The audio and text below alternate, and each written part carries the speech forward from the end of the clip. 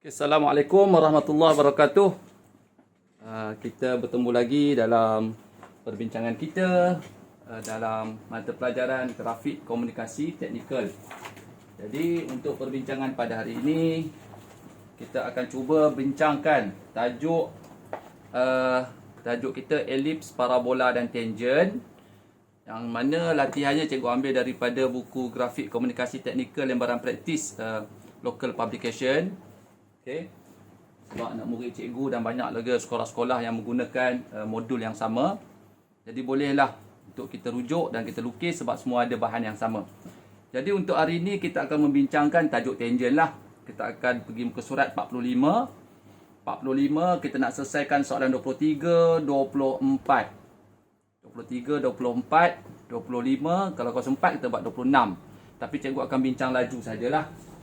Okey.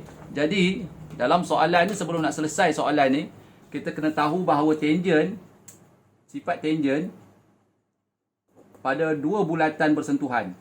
Dua bulatan bersentuhan. Jadi sifat tangent pada dua bulatan bersentuhan, cikgu dah sebut dalam YouTube cikgu yang lain tentang teori dia. Mungkin panjang sikit teori tu. Jadi mungkin pelajar agak bosan nak dengar. Sekarang kita ulang balik. Terutama sekali kita nak menjawab soalan nombor 23, 24, 25 dan 26. So apa teori dia? Dia ada dua sahaja bulatan, dua-dua bulatan yang bersentuhan, dua sahaja bentuk dia.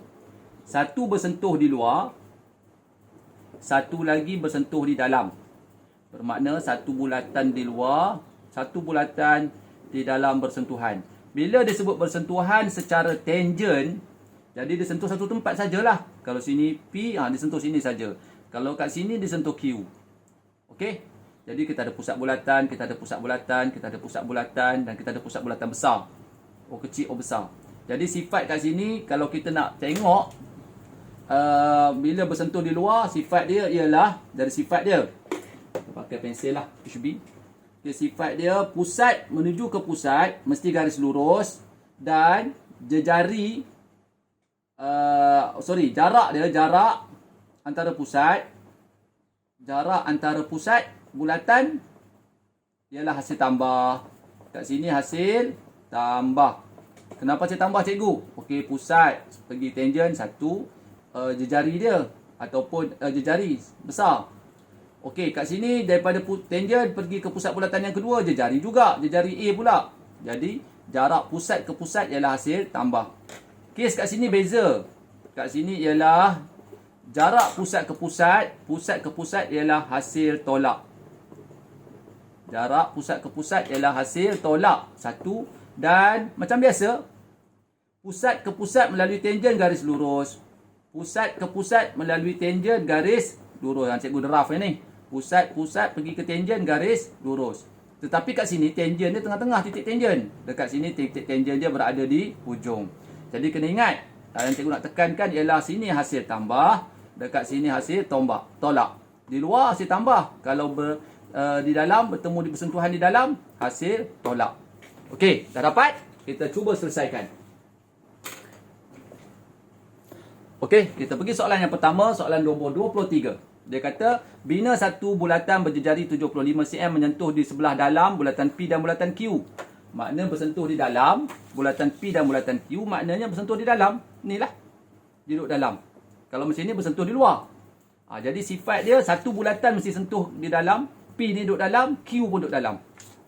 Jadi macam cikgu sebut tadi, bila di dalam bermakna ialah hasil tolak, jejari hasil tolak.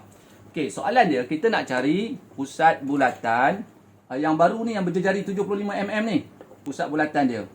Lalu apa yang kita buat? Sebab dia bersentuh di dalam, bila di dalam, kita ingatkan bila di dalam bermakna hasil, di dalam bermakna jejari besar tolak jejari kecil ialah tolak, mesti tolak, hasil tolak kita akan dapat jarak. Okey, kita cari 75 mm ataupun kalau kita nak lukis bila di dalam dia satu bulatan besar. Okey, serentak dia berjumpa di titik P, titik S, dia jumpa tangent di titik T. Ni bulatan dia patut besarlah. Berjejari berapa mm? 75 mm. Pusat dia mungkin di sini. serentak dua-dua ini berada dalam bulatan 75 mm. Okey, kita selesaikan. Ini cikgu draft sajalah. Okey. Bila tolak je jari 75 tolak 20. 75 tolak 20 bermakna daripada pusat bulatan P pergi ke pusat bulatan yang baru, kita cari dua clue.